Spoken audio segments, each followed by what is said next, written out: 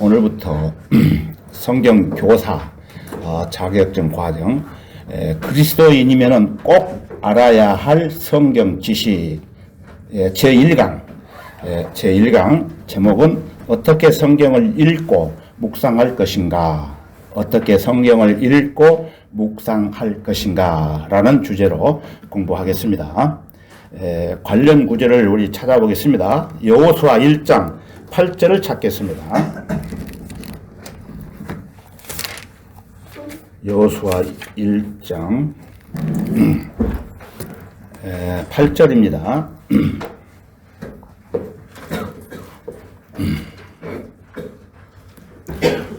한 구절만 보겠습니다. 여호수아 1장 8절.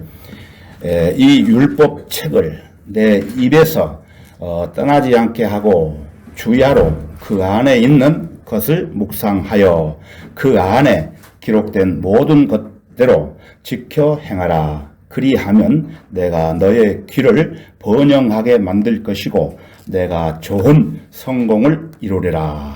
다 같이 기도하겠습니다.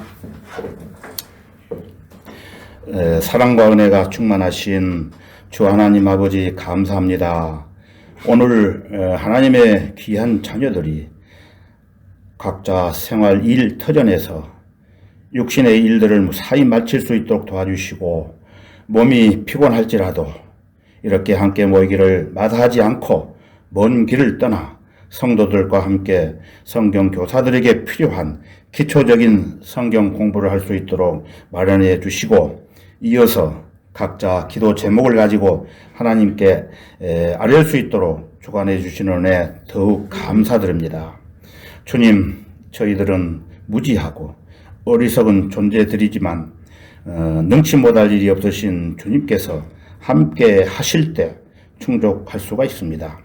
이 시간에도 이로부터 주시는 지혜와 총명을 통해 하나님의 온전하신 말씀들을 잘 새겨 공부할 수 있도록 우리의 생각과 마음 문을 활짝 열어 준비시켜 주옵소서. 끝나는 시간까지 마귀 틈타지 않도록 지켜 보호해 주옵소서. 모든 것 감사드리며 우리의 주님이시며 구주이신 주 예수 그리스도 이름으로 기도드렸습니다. 아멘. 성경은 신학, 도덕, 역사, 과학 등의 주제를 체계적으로 다루고 있는 논문이 절대 아닙니다. 위대하신 하나님, 또 인간의 타락, 구원의 방법, 각 시대에 따른 하나님의 계획과 목적을 보여주는 계시의 책입니다. 계시를 받은 하나님의 사람들이 성령을 감동받아서 BC 1600년경부터 AD 100년에 걸쳐서 약 1700년 동안 하나님의 말씀을 받아 적은 계시의 책입니다. 아무나 적은 책이 아닙니다. 그 성경은 여러분이 잘 아시다시피 구약 39권과 신약 27권 모두 66권으로 구성이 되어 있으며 거룩한 사람들은 약 42명으로 그 중에 다윗 또는 솔로몬과 같은 왕이나 정치가인 다니엘, 느헤미야, 또 제사장 에스라가 있으며 이집트의 지식을 겸비한 누구죠? 모세, 또 유대 율법에 정통한 누구죠? 바울, 목자인 아모스, 또 세리 마태, 또 요한, 의사인 누가 있죠? 누가. 배우지 못한 무지한 어부 누구죠? 베드로와 야고보가 있으며 구약 성경에 등장하는 이사야, 또 에스겔, 스가랴 같은 능력 있는 선지자들도 있었습니다. 하나님의 말씀인 성경은 여러 지역과 다양한 곳에서 기록이 되었는데 시인의 광야, 그 다음에 아라비아 절벽, 또 팔레스타인 언덕과 토성, 성전들, 또 베델과 여리코의 선지자 학교, 페르시아의 수산궁, 여러분 에스더의 수산궁 많이 얘기 들으셨죠? 거기서도 성경이 기록되어 있습니다. 에스더에 나오죠. 그리고 바벨론의 크발 강변, 로마의 토굴, 여러분 로마의 토굴 안 가보셨죠? 저는 로마의 토굴 갔다 왔습니다. 아주 한번 들어가면 어디가 어딘지도 모르고 뭐 그런 예. 그리고 애딴 반모섬에서 뭐가 기록이 되어 있죠? 기록. 예? 계시록 맞습니다. 예, 계시록. 예, 요한이 계시록. 그래서 여기는 다른 데보다도 그 근거들이 많이 남아 있어요. 저도 여기를 또 이제 성지순례 때 갔다 왔는데 감회가 깊었습니다. 그리고 에게바다 등지에서 기록이 되어 있습니다. 만일 성경이 하나님의 인도하심이 없이 단지 사람들이 기록한 글을 모아놓은 것에 불과하다면 믿을 만한 것이 될까요? 못 될까요? 못 되죠. 그야.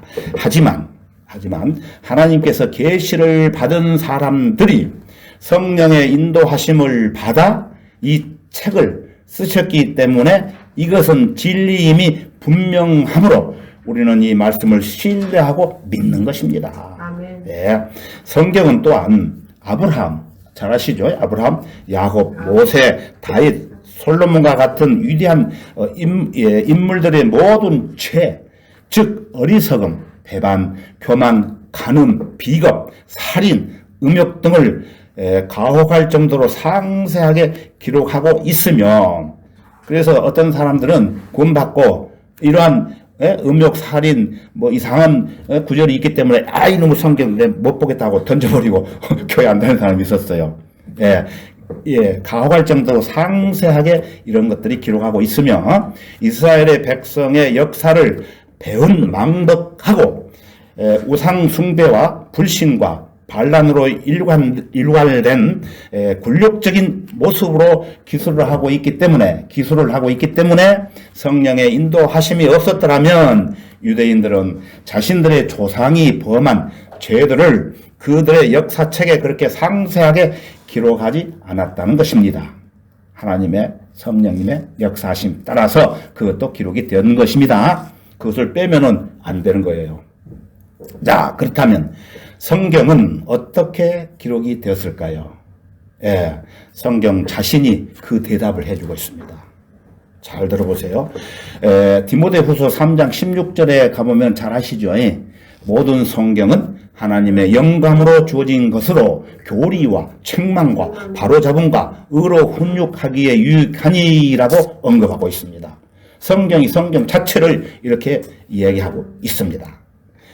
그래서 자 여기에서 성경에 영감을 불어 넣으셨다는 의미는 하나님께서는 성령을 통해서 자신이 택하신 사람들을 명하여 세상 사람들에게 알리고자 하는 메시지들, 그리고 율법, 교리, 역사적인 사실, 또 계시들을 이들로 하여금 하나님의 뜻을 기록하게 하셨다는 것입니다. 다시 말해서 모든 성경은 하나님의 영감으로 주어진 것으로라는 말씀이라고 기록이 되어 있는데 이것은 하나님께서 호흡을 불어 넣으셨다는 뜻이에요. 하나님의 호흡을. 자, 그러면 그것이 어디서 해명되느냐 하면은 우리가 잘 아는 창세기 2장 7절 가서 보면은 사람 안에 있는 영은 하나님의 호흡이라는 것을 알 수가 있어요. 영은 하나님의 호흡.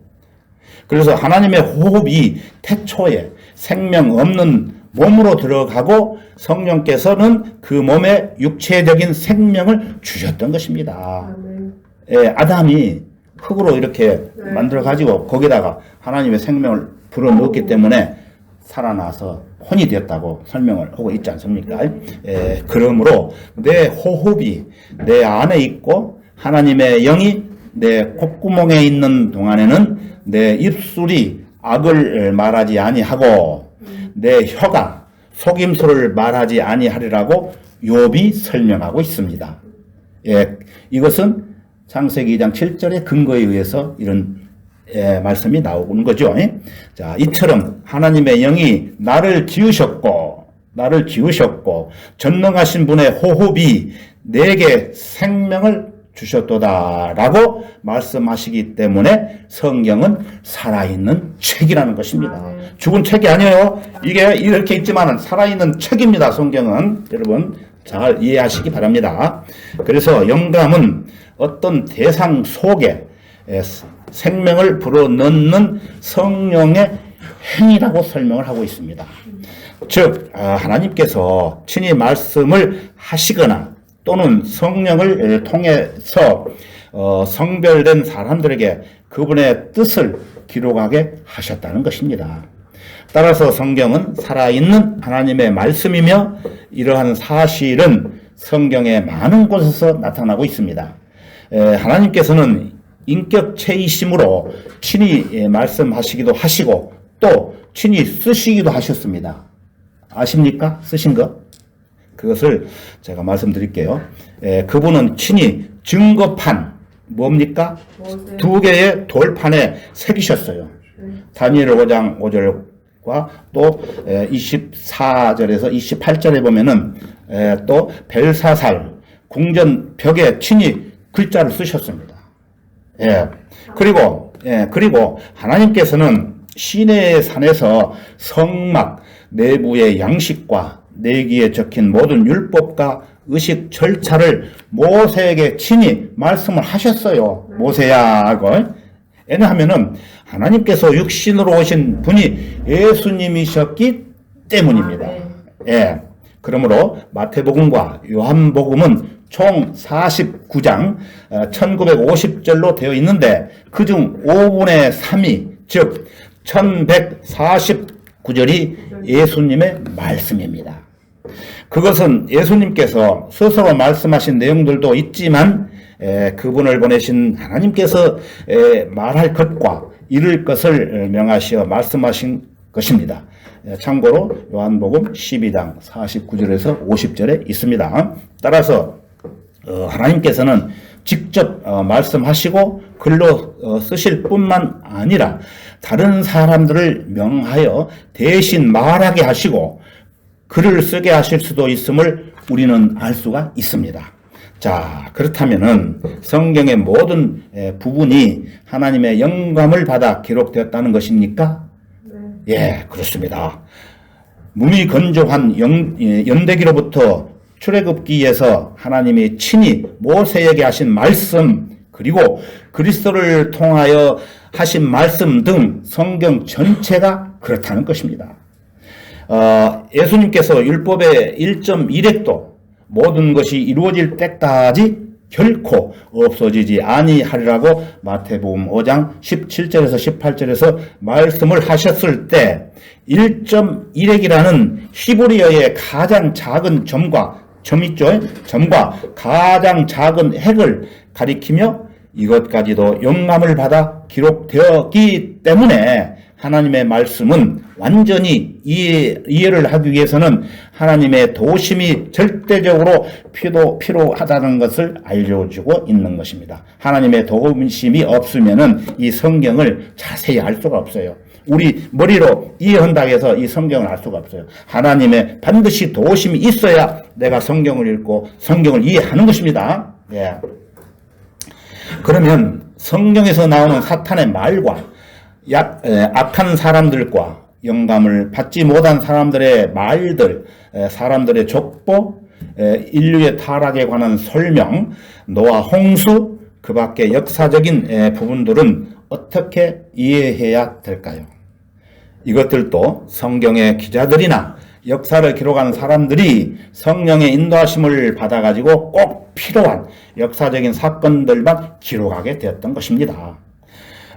구약 성경을 읽어보고 구약 시대의 여러 전통과 또 신화들까지도 기록되어 있는 세상의 역사서를 읽어본 사람들이라면 구약 성경의 기자들은 성령의 인도하심을 받아 각 시대에 하나님의 계획과 목적을 이해하는 데 도움이 되는 필요한 것들만 기록했음을 우리가 알 수 있습니다.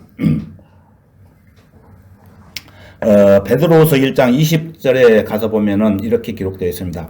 성경의 어떤 애언도 사사로운 해석에서 나온 것이 아니니 즉 어느 누구나 자기 마음대로 성경을 해석해서는 안 된다고 기록이 되어 있습니다.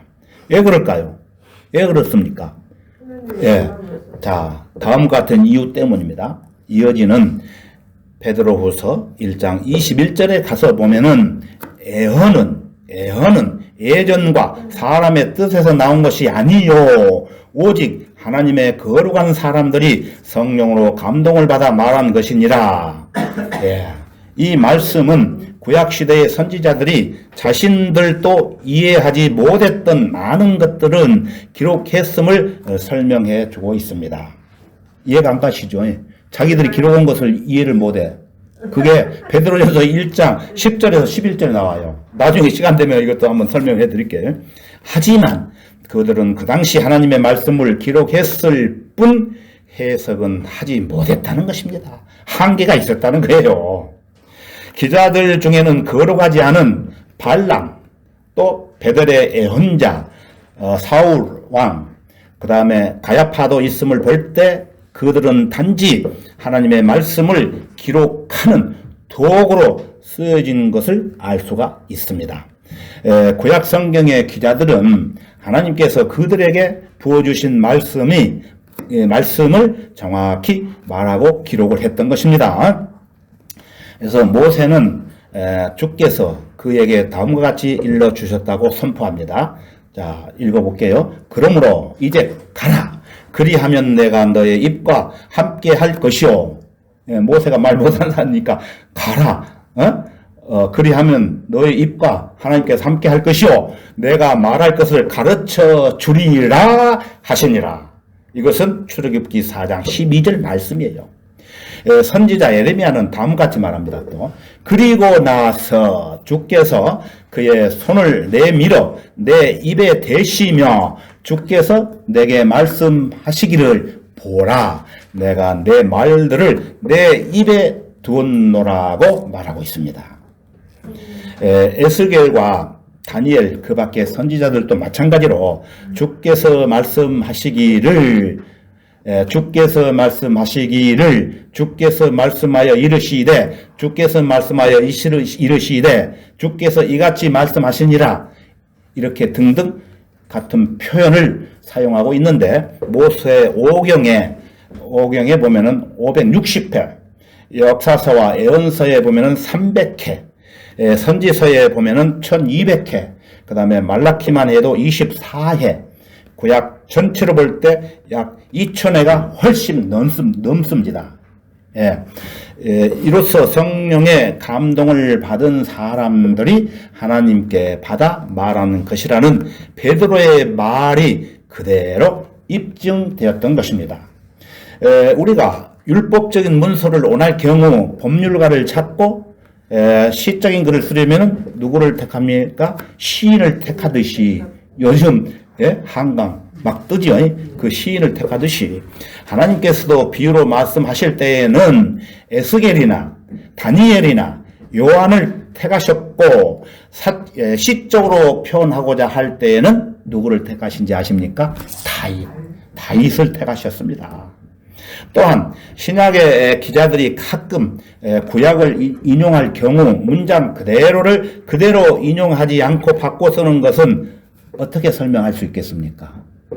제가 말씀드릴게요. 한 예로 구약성경 아모스 9장 11절을 읽어보면 다음과 같습니다. 그 날에 내가 무너진 다윗의 장막을 일으키고 그 틈을 막으리라.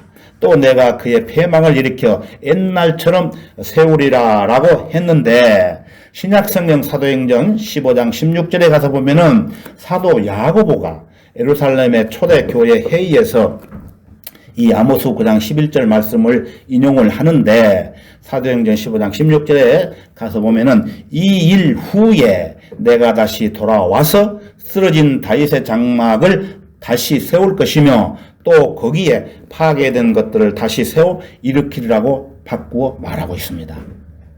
왜 말씀이 바뀐 걸까요?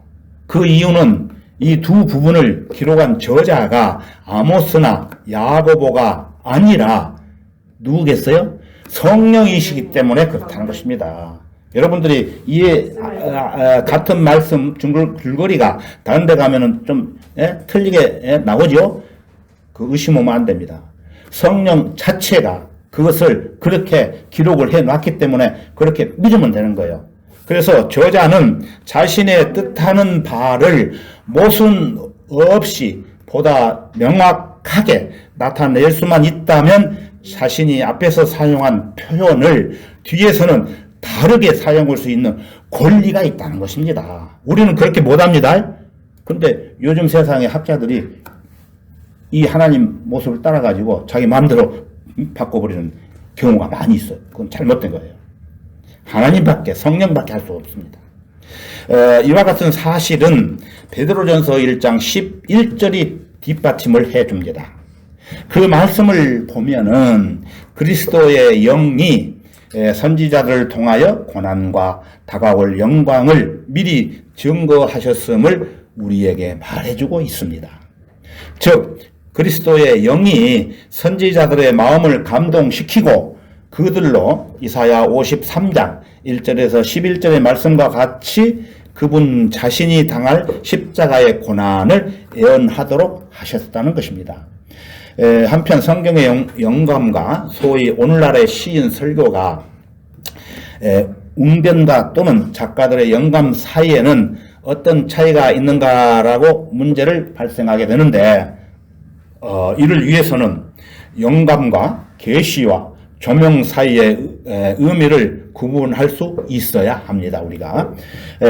우리가 앞에서 보았듯이 성경의 영감은 시인, 작가 그리고 대중 연설가의 영감과는 완전히 다르고 독특한 차이를 보이고 있습니다. 영감이란 정확한 하나님의 말씀이 성령에 의해 성경 기자나 선지자들에게 전달되었던 것입니다.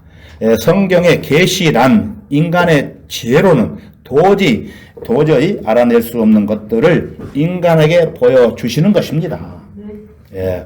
즉, 각 시대에 나타난 하나님의 계획과 목적으로 하나님의 섭리적인 뜻 가운데 감춰져 있는 것들을 하나님께서 인간에게 발표하신 겁니다. 성경의 계시는 요한계시록에서 끝나게 되고 그 이후로는 하나님의 새로운 계시가 전혀 나타나지 않습니다. 근데 오늘날 계시 받았다고 하면서 그냥 하는 사람들 많이 있지 않습니까? 그건 가짜들이에요, 가짜. 요한계시록이 끝남과 동시에 새로운 계시가 전혀 나타나지 않는다는 것입니다. 오늘날 사람들이 어떤 새로운 계시를 받았다고 주장한다면 그것은 사기꾼에 불과합니다. 틀림없어요, 사기꾼들. 조명, 그러니까 영적 조명은 성경의 영감이라 또 계시와는 다릅니다. 이는 성령께서 믿는 자에게 역사함으로써 성경을 이해할 수 있는 영의 눈이 뜨이는 것입니다. 참고 구절은 요한복음 16장 12절에서 15절에 있어요. 자연인, 여러분 자연인 알죠? 자연인은 어떤 사람이에요? 구원받지 못한 사람들. 자연인은 성령의 일을 받아들일 수가 없고 이해할 수도 없어요. 왜냐하면 그들은 영적으로만 분별되기 때문입니다. 그래서 구별을 할 수가 없고 들을 수가 없어요. 고린도전서 2장 11절에서 14절에 있어요. 그러므로 오늘날 성령께서 하시는 일은 인간들에게 새로운 계시를 전하거나 그들에게 영감을 주셔서 선지자들이나 사도들처럼 말씀을 기록하거나 선포하도록 하는 것이 아니에요. 아니라 성경을 믿는 사람들의 영적 지각을 열어주셔서 성경을 이해하며 그들이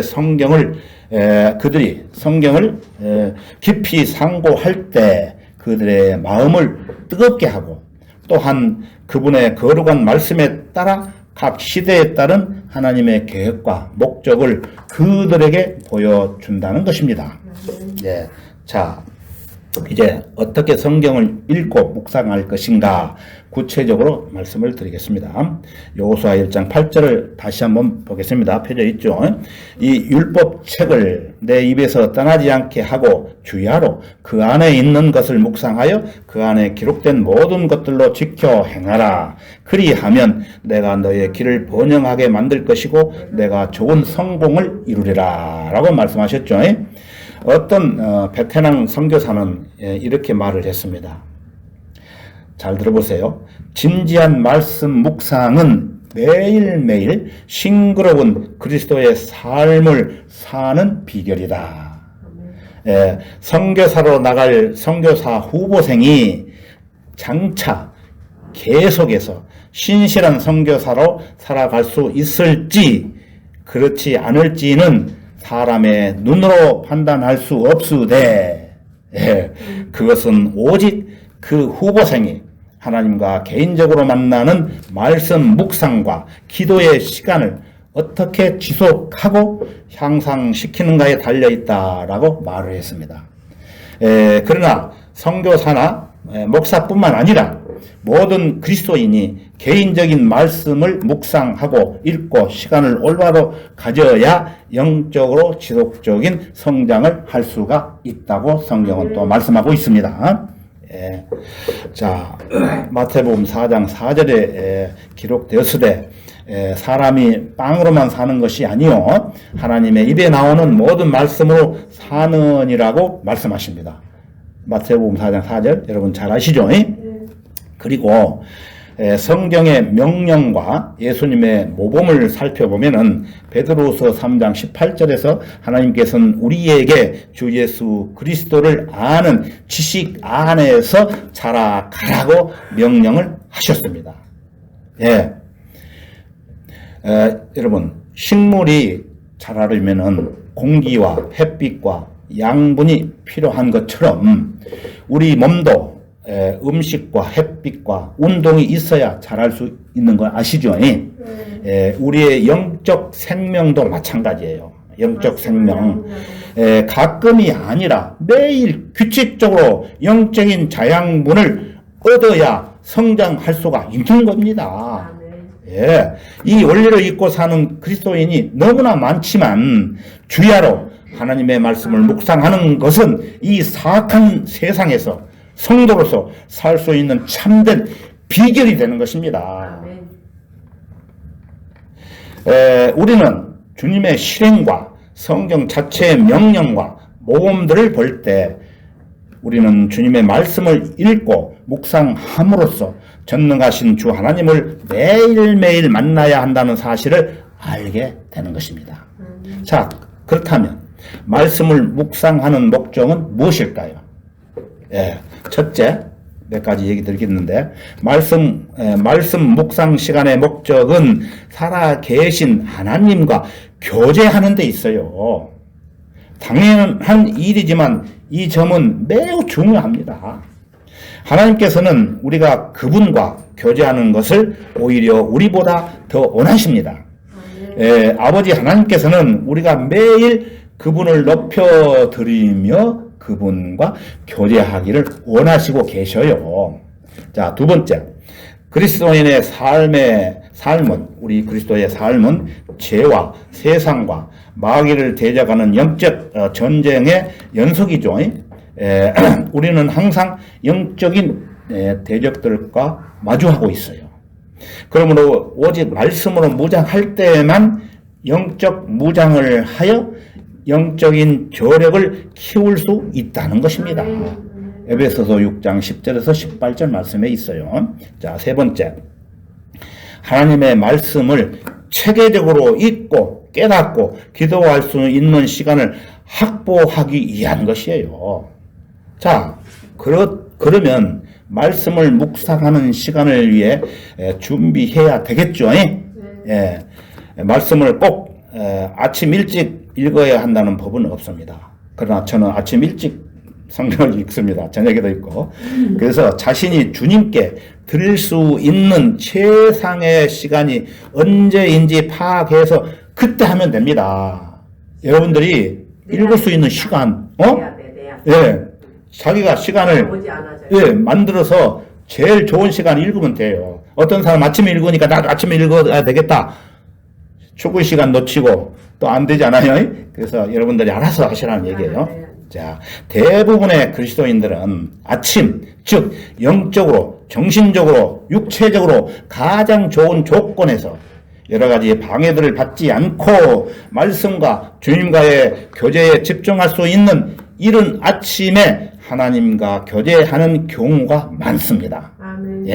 그렇다면 아침에 묵상을 한다는 전제하에 유의할 점들을 간략하게 짚어볼 필요가 있겠죠.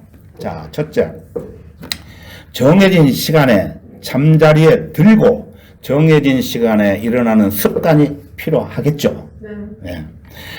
두 번째, 말씀을 읽거나 기도하기 전에 잠이 완전히 깨도록 어떻게 해야 됩니까? 세수를 하거나 다른 조치를 취해야 되는 겁니다. 예, 눈 비비고 그냥 성경 읽어봐야 안 들어요. 깨끗이 씻고. 그 다음에 세 번째, 하나님의 말씀을 제게 열어주셔서 말씀을 깨닫게 해 주십시오라고 기도하는 마음으로 성경을 읽어야 됩니다. 사무엘상 3장 9절과 10절이 있어요. 네 번째, 자신이 원하는 것들을 하나님 앞에 나열하기 이전에 하나님의 말씀에 귀를 기울여야 됩니다. 욕심 많은 사람들은 자기 할 거를 먼저 얘기하고 하나님 앞에 나열하기 전에 그러면 안 된다는 거예요. 그래서 시편 46편 10절과 욥기 2장 13절이 있습니다. 다섯 번째, 깨닫게 되는 것을 실행해야 하겠다고 결심하십시오. 실행해야 돼요. 그냥 한 귀로 듣고 한 귀로 흘리면 안 된다는 거예요. 자, 여섯 번째, 정결하고 낮은 마음을 가지고 하나님께 나아가야 된다는 것입니다. 시편 51편 17절에 있습니다. 자, 일곱 번째, 노트와 펜을 준비하여 깨달은 것을 표시하거나 기록하고 정해진 양을 읽고 묵상해야 된다는 것입니다. 그리고 조용하고 방해받지 않는 장소를 정하고 하나님께서 교제해 주실 것을 기대하고 주여 말씀하소서 주의 종이 듣나이다 라는 마음으로 묵상하는 시간을 준비하면서 하시라는 것입니다. 자, 성경을 읽고 묵상할 때 유의해야 할 점들이 또 있겠죠. 여러분들이 평일에는 하루에 이 성경 넉 장을 읽고 네 장을 읽고 주일에는 원하는 말씀을 읽어도 아무런 무리 없이 1년의 성경을 일독할 수가 있어요. 넉 장 읽으면은. 이런 식으로 8장씩 읽으면 1년에 몇 독 할 수가 있어요? 2독을 할 수가 있죠. 1독 했으니까. 넉 장 읽고 1독, 8장 읽으면은 1년에 2독. 그래서 12장을 읽으면 몇 독을 할 수 있어요? 3독을 할 수 있지 않습니까? 쉬워요. 어려운 거 질문 안 합니다. 여러분, 그 나라 양식 다 보시죠. 거기 보시면은 그 순서대로 성경 읽으면은 1년에 1독 할 수가 있어요. 꼭 그렇게 하십시오. 아침에 못 읽으면은 저녁에라도 그렇게 읽으시면은, 아무리 성경 안 읽어도 석장, 또, 구약 성경 석장, 신약 성경 한 장. 보통 그렇게 읽으면은 1독을 할 수가 있어요. 자, 성경을 읽으면서 확실한 무언가를 얻으려면은 다음과 같은 질문들을 염두에 두면서 묵상하셔야 되겠습니다. 자, 그것은 첫째, 오늘 새롭게 배운 교훈은 무엇인가? 오늘 새롭게 배운 교훈은 무엇인가? 두 번째, 오늘 말씀에서 내가 지켜야 할 명령이 있는가? 세 번째, 내가 따라야 할 모범이 있는가?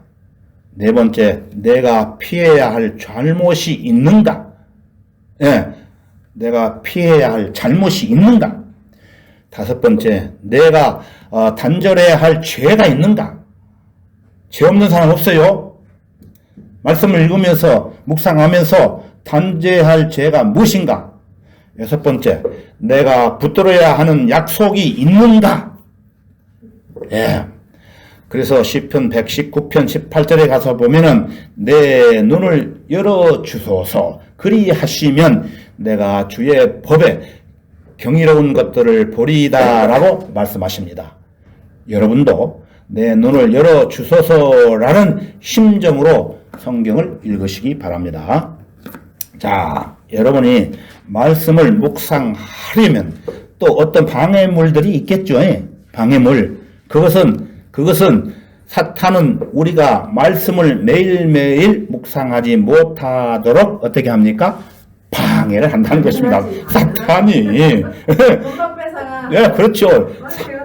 예, 사탄이 우리를 무력화시킬 수 있기 때문에, 예? 만약 어느 날 아침에 말씀을 묵상하지 못했다면은 그 잘못을 하나님께 자백하고 다시 시작해야 됩니다.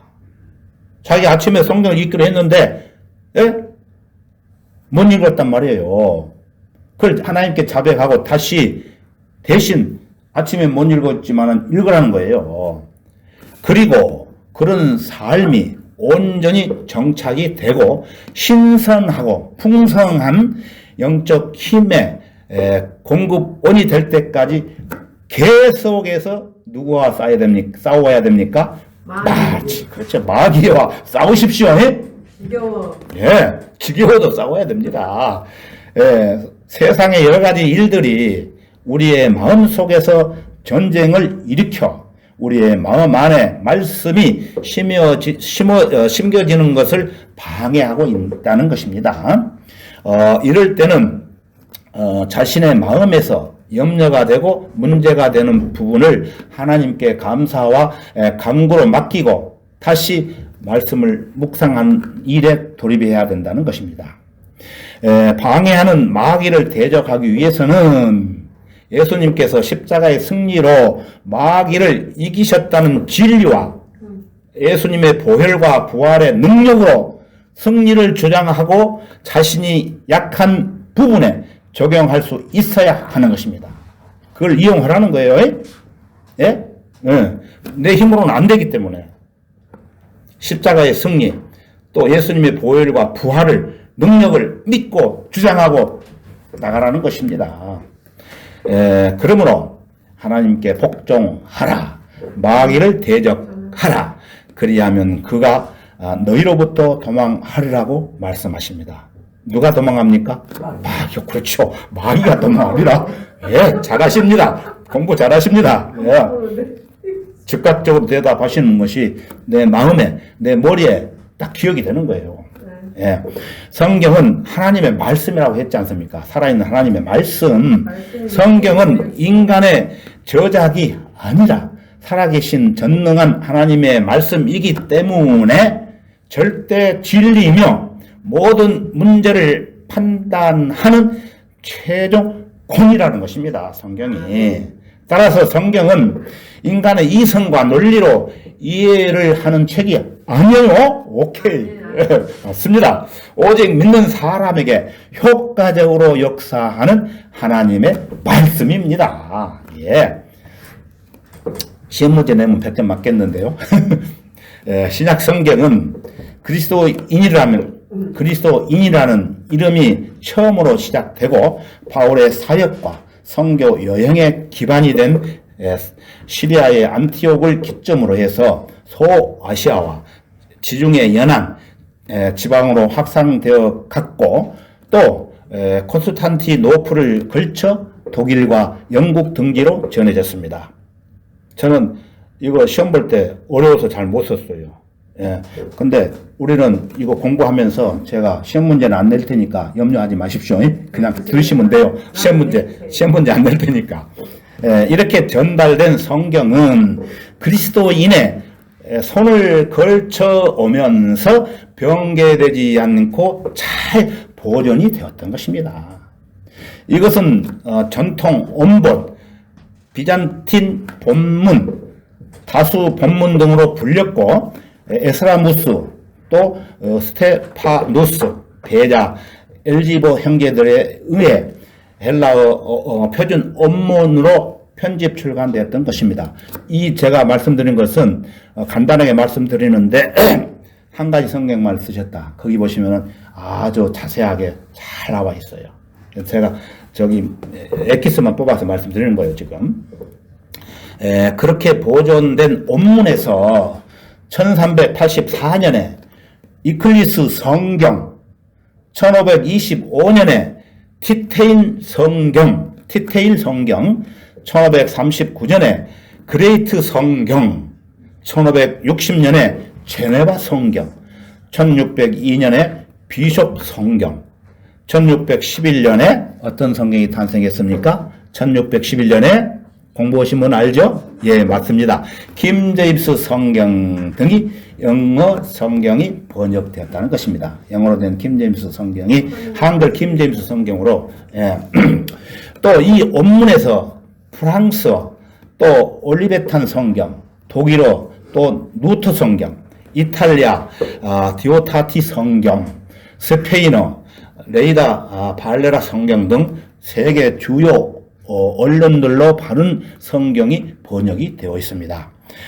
이렇게 선미로 보존된 성경들과 일치하는 우리말 성경은 1994년에 출간된 한글 킹제임스 성경입니다. 1994년.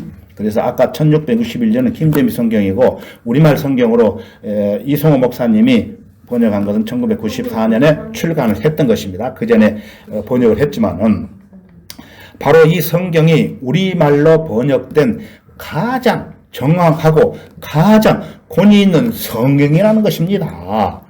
예? 예, 하지만 변개된 성경들은 보존된 바른 성경들과 다르게 시리아 안티옥에서 기원한 것이 아니라, 예? 세상을 상징하는 부정적인 곳인 어디입니까? 이집트 알렉산드리아에서 기원했던 것이에요. 차원이 달라요, 우리 성경하고. 예. 우리 성경은 시리아 안티옥에서 기원을 했는데 그 잘못된 성경은 이집트 알렉산드리아에서 기원했다는 거예요. 이곳 출신의 유명한 누굽니까? 오리겐. 오리겐은 예수 그리스도의 신성을 부정하여 예수 그리스도를 아버지 하나님과 동등하게 믿지 않은 에비온 학파의 일원으로서 예수 그리스도의 신성과 권위에 대한 많은 성경 말씀들을 어떻게 했습니까? 변개시켰던 것입니다. 그래서 오늘날 변개된 성경들이 중국을 통해서 한국에 가가지고 개혁, 개정 한 4권, 5권이나 돼요. 막 바꾸고 해야죠. 이런 내용에 대해 더 자세하게 기록된 책이 있는데 제가 말씀드린 대로 이성호 목사님이 하나님께서 한 가지 성경만 쓰셨다라는 책, 그것을 읽어보시면은 더 자세히 알 수가 있습니다. 예, 건강한 그리스도인은 매일매일 말씀과 기도로 하나님을 만나야 되는 거예요. 말씀과 기도로. 하나님께서 쓰시는 성도들은 모두 말씀과 기도를 통한 하나님의 교제를 삶의 어떤 것과도 바꾸지도 않았고 그 어떤 것에도 그 시간을 양보하지 않았다는 것입니다. 그래서 마틴 루터, 올리엄 캐리, 허디슨 테일러, D.L. 무디, 밥 존슨 시니어, 피터 너크만 등이 그랬다는 것입니다. 우리도 견실한 그리스도인이 되고 하나님께서 쓰시는 종이 되기 위해서는 말씀을 읽고 말씀을 묵상하는 시간을 매일 신선하고 풍성하게 지켜나가야 되는 것입니다. 네. 자, 마지막으로 우리 다 같이 요한복음 5장 39절로 가보겠습니다. 요한복음 5장 39절.